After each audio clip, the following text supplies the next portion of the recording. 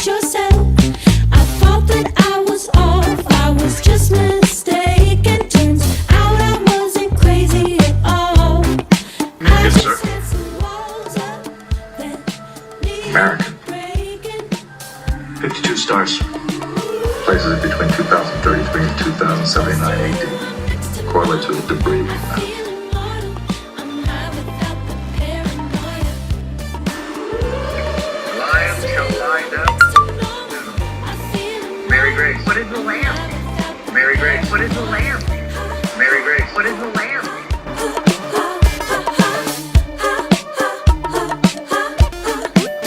So sick and tired of words I lost.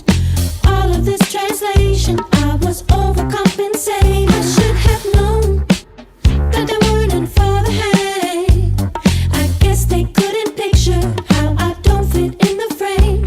I thought that I was off, I was just mistaken. Turns out I wasn't crazy at all. I just had some walls up that needed breaking. I think I know who I'm gonna call. When I'm close to you, I'm next to normal. I feel immortal. I'm high without the paranoia. When I'm close to you, I'm next to normal. I feel immortal. I'm high without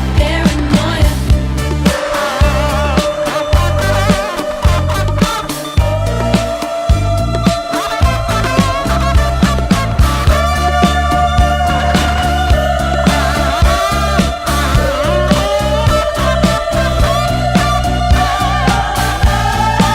paranoia. When I'm close to you, I'm next to normal. I feel immortal. I'm high without the paranoia. Welcome back. According to our research, 31 years ago, the internet was created. The World Wide Web, the information superhighway. I think Al Gore said he invented it. Got a lot of heat for that. I don't know if he did. But one of the things that's been one of the most memorable. It is something that's natural and you feel really good about after because you've invested into your confidence, you're invested into yourself, and this is such a good investment, and it's there forever.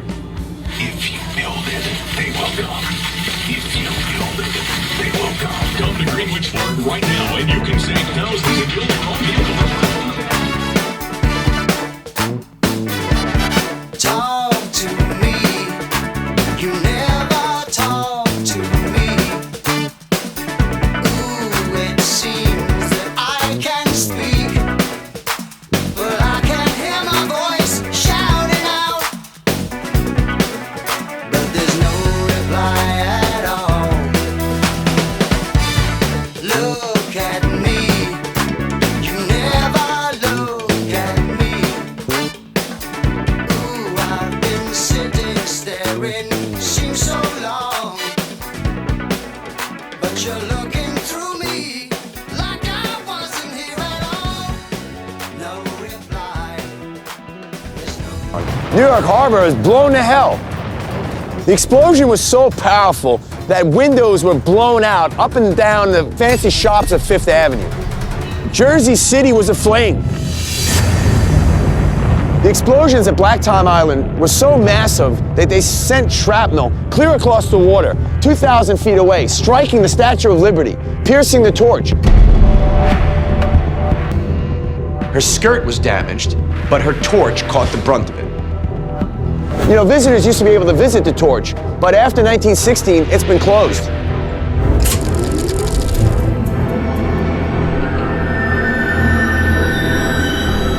You're going to need a bigger boat. One of the most remembered and oft quoted lines in the movie is Roy Scheider saying, "We got to get a bigger boat," which he improvised on the set, and I acknowledge that as a writer. I'm pleased that he said that. The line, "We're going to need a bigger boat," which has become part of the language for people who are faced with an insurmountable problem. For a moment, the boats drifted.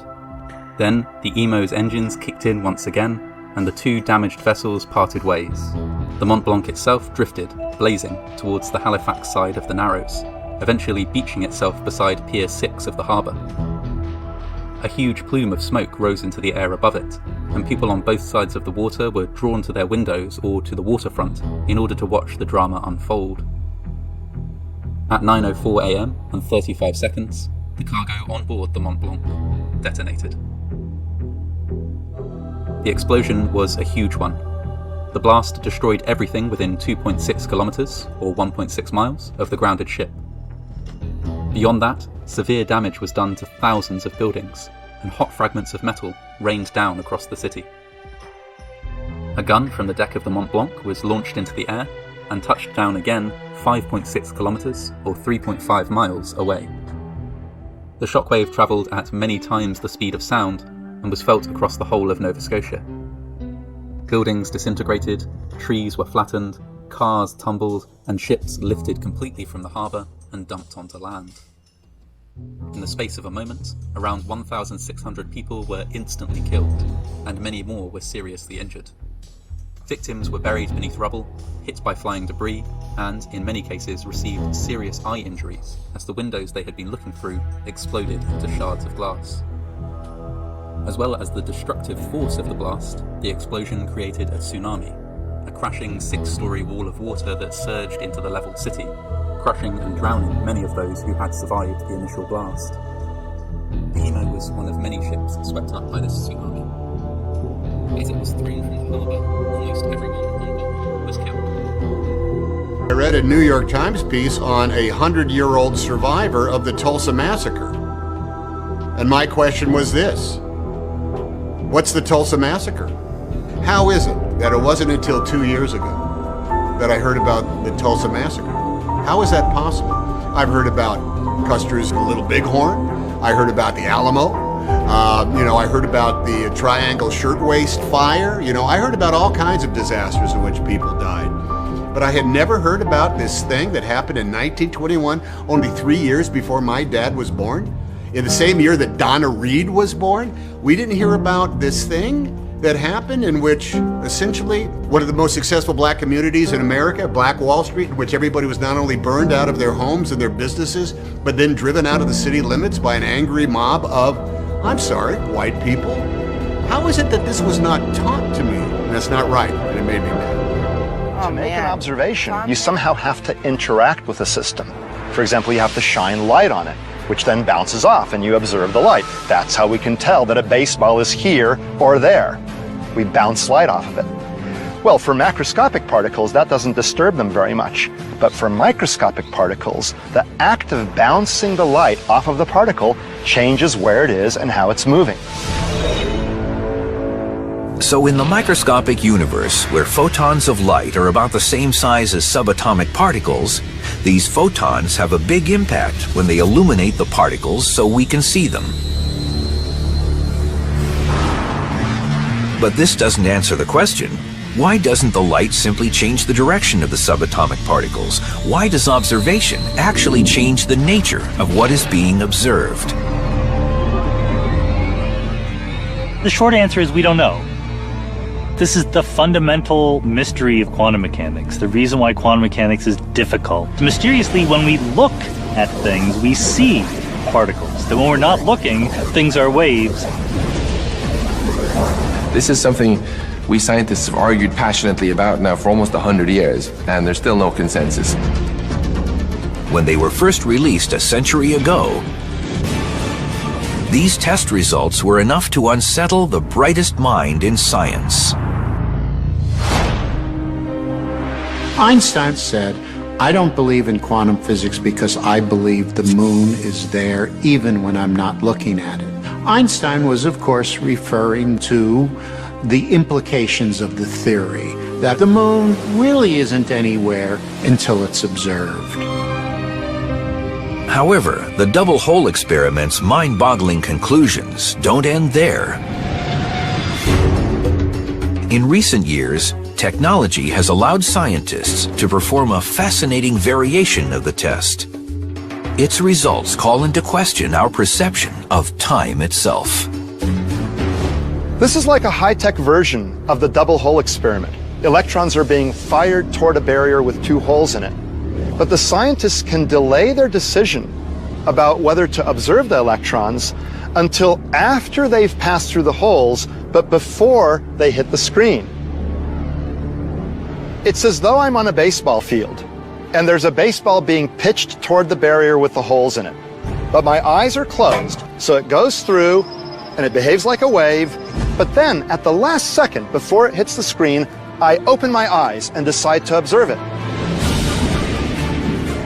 At that moment, the electrons, in essence, become particles, and seemingly always were particles from the time they left the electron gun. So it's as though they went back in time to before they went through the holes and decided to go through one or the other, not through both as they would have had they been behaving like waves. That's really crazy. That's the enigma. That our choice of what experiment to do determines the prior state of the electron. Somehow or other, we've had an influence on it which appears to travel backwards in time.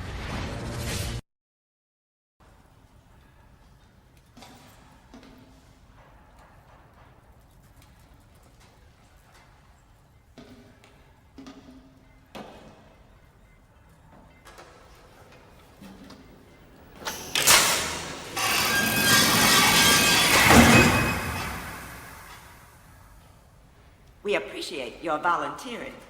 You're a very good observer, Cole. Thank you.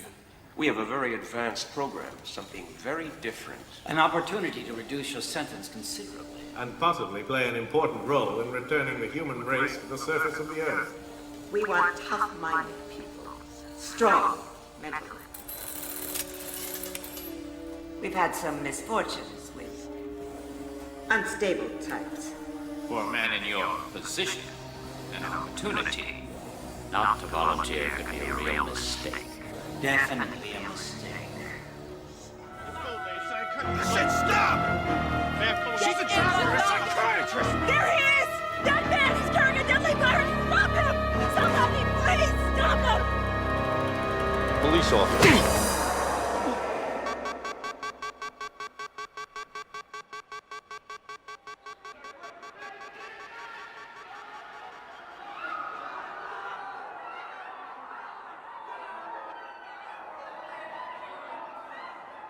Watch it.